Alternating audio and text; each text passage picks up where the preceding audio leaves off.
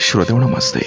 आपल्या सर्वांना शुभ दिवस. श्रोतेहो, काळ बदलला, साधनं बदलली, राहणीमान बदललं, पण माणसांच्या मनातील गुंतागुंत मात्र हे दिवसेंदिवस वाढत गेले. बाहेरून सगळं काही सुरळीत असल्याचं चित्र आज आपल्याला दिसत असलं तर यातून अनेक चेहरे थकलेत, अनेक भावना दडपलेले आणि अनेक अपेक्षा या अपूर्ण राहिलेल्या दिसतात. श्रोतेहो, जवळीक वाढली असं वाटत असतानाच अंतर वाढताना दिसतंय. गोड बोलण्यामागं वेगळं हेतू लपलेलं दिसतात आणि हसऱ्या चेहऱ्यांमागं अनेक न बोललेली सत्य ही दडलेली आढळतात. श्रोतेहो, आज प्रत्येकजण धावतोय, पण नेमकं कुठं पोहोचायचं आहे हे अनेकांना ठाऊक नाही. चमकदार गोष्टींच्या मोहात माणूस अडकत चाललाय, तर संवेदनशीलता, आपुलकी आणि जिव्हाळा हळूहळू दुर्मिळ होतो आहे. बाह्य यशाच्या मागे धावताना अंतर्मनातील शांतता ही हरवत चालले. शब्द गोड झालेत पण भावना कोरड्या झाल्यात. भेटी वाढल्यात पण जिव्हाळा कमी झालाय. सोबत वाढले पण आधार कमी झालाय. आणि श्रोतेहो, अशा या बदलत्या वास्तवाकडे डोळसपणे पाहण्याची गरज आहे. जीवनातील अनेक अनुभव, माणसांचे बदलते रंग, व्यवहारातील विसंगती, मनातील संघर्ष आणि जगण्यातील अनेक न बोललेलं पैलू हे उलगडून दाखवणारे हे विचार केवळ वाचण्यासाठी नाहीत, ऐकण्यासाठी नाहीत, तर स्वतःकडं आणि आजूबाजूच्या जगाकडं नव्या नजरेनं पाहण्यासाठी. श्रोतेहो, प्रत्येक ओळ एखाद्या अनुभवाची सावले, प्रत्येक शब्द एखाद्या वास्तवाचा आरसा आहे आणि प्रत्येक विचार जीवनाच्या एखाद्या न उलगडलेल्या सत्याला स्पर्श करणार आहे. श्रोतेहो, बघा, आजही आपल्यासाठी सुंदर विचारांची ही शिदोरी, ही मालिका आजही अशीच पुढे घेऊन आलोय. चला करूया सुरुवात सुंदर विचारांना, सुंदर सुविचारांना.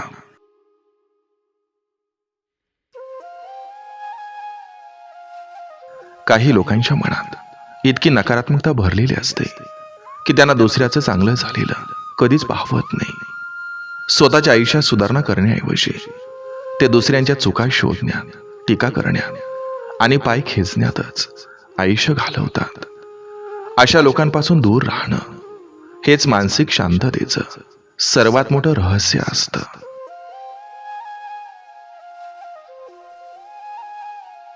स्वार्थावर उभी राहिलेली नाती सुरुवातीला खूप गोड वाटतात, पण काळ जसा जसा पुढे जातो तसा तसा त्यांचा खरा चेहरा समोर येतो.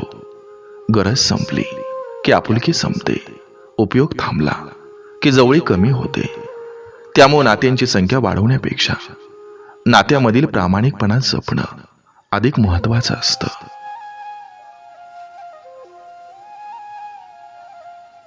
संसार फक्त एका छताखाली राहण्याचं नाव नसतं. संसार म्हणजे एकमेकांच्या सुखदुःखात सहभागी होणं, एकमेकांच्या चुका समजून घेणं आणि परिस्थिती किती कठीण असली तरी हात न सोडणं. पैसा संसाराला सुविधा देऊ शकतो, पण प्रेमच संसाराला टिकवून ठेवतं.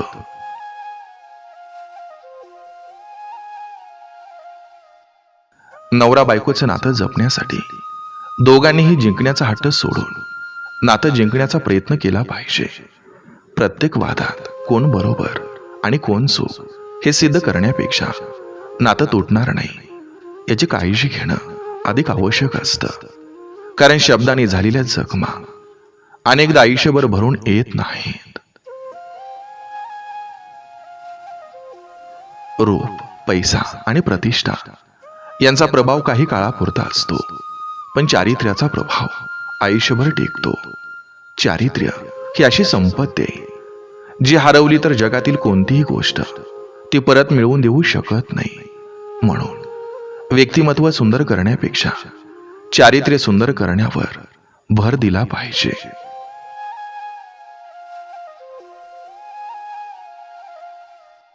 आज अनेक जण वास्तवापेक्षा दिखाव्यात जास्त जगत आहेत. चेहऱ्यावर हसू असतं पण मनात द्वेष असतो, शब्दात प्रेम असतं पण वागण्यात स्वार्थ असतो. त्यामुळे लोक काय बोलतात यापेक्षा ते कसं वागतात हे पाहणं जास्त महत्वाचं असतं. मत्सर ही अशी आग आहे जी दुसऱ्याचं नुकसान करण्यापूर्वी स्वतःला जाळते. दुसऱ्याच्या यशानं दुःखी होणारी माणसं कधी स्वतःच्या प्रगतीवर लक्ष केंद्रित करू शकत नाहीत. त्यामुळे तुलना करण्यापेक्षा स्वतःला अधिक चांगलं बनवण्याचा प्रयत्न हा केला पाहिजे. विश्वास हा काचेप्रमाणे असतो. एकदा तडा केला की तो पुन्हा जोडता येतो, पण पूर्वीसारखा पारदर्शक राहत नाही. त्यामुळे नात्यातील विश्वास जपण्यासाठी हजारो प्रयत्न करावे लागतात, पण तो तोडण्यासाठी एक चुकीची कृतीच पुरेशी असते. घरातील भांडणं अनेकदा मोठ्या कारणाने होत नाहीत, तर छोट्या छोट्या गैरसमजामुळे होतात. वेळेवर संवाद झाला तर अनेक समस्या सुटू शकतात, पण अहंकार आणि आबोला वाढला की घरातील माणसं एकमेकांपासून दूर जाऊ लागतात.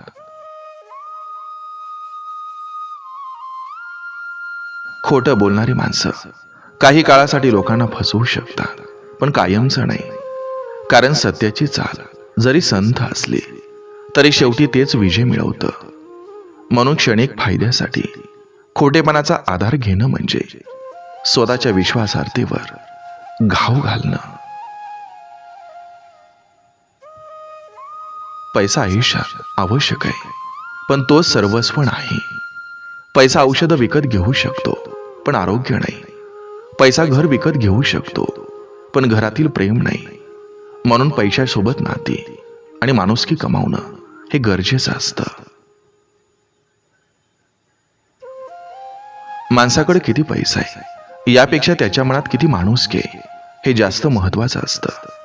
कारण संकटाच्या वेळी संपत्ती नव्हे तर माणसं आणि त्यांचं प्रेम कामाला येतं.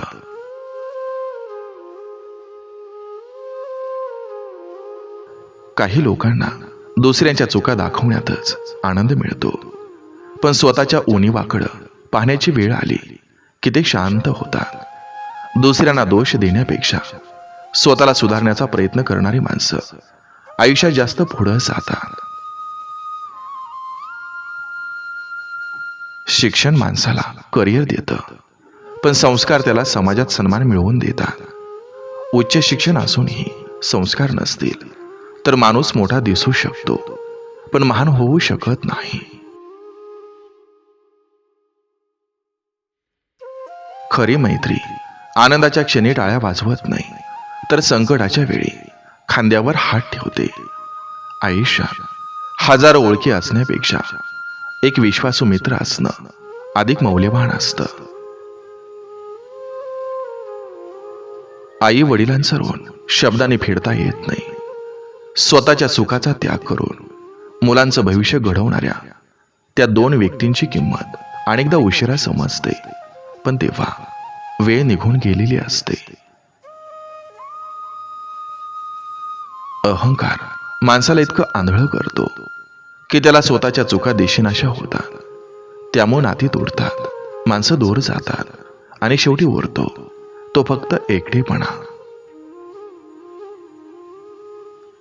आजकाल लोक आनंदी दिसण्यासाठी खूप प्रयत्न करतात, पण आनंदी राहण्यासाठी कमी. फोटोमध्ये दिसणारं सुख आणि वास्तवातील सुख यामध्ये खूप मोठा फरक असतो.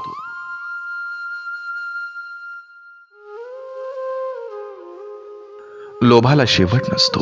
जे मिळाले त्यात आनंद मानण्याची कला ज्याला अवगत झाली तोच खऱ्या अर्थानं श्रीमंत असतो. अन्यथा कितीही मिळालं तरी कमतरता जाणवतच राहते.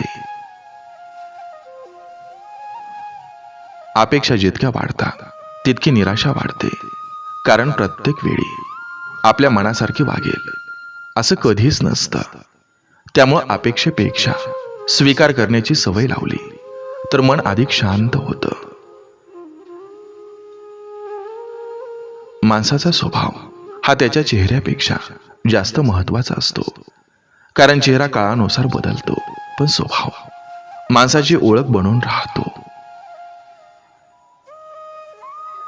परिस्थिती बदलली की काही माणसांचा रंगही बदलत असतात. गरज असताना जवळ येणारी आणि गरज संपली की दूर जाणारी माणसं आयुष्याचा मोठा धडा शिकवून जातात.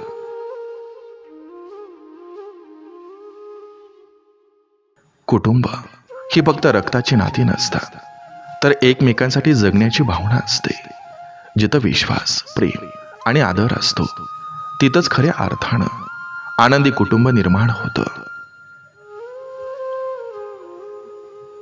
जीवनात प्रत्येकाला खुश करण्याचा प्रयत्न करणारी माणसं शेवटी स्वतःलाच हरवून बसतात. कारण जगाची मतं बदलत राहतात, पण स्वतःचं मन आणि स्वतःचे मूल्य जपणारी माणसंच शेवटी समाधानी आयुष्य जगतात.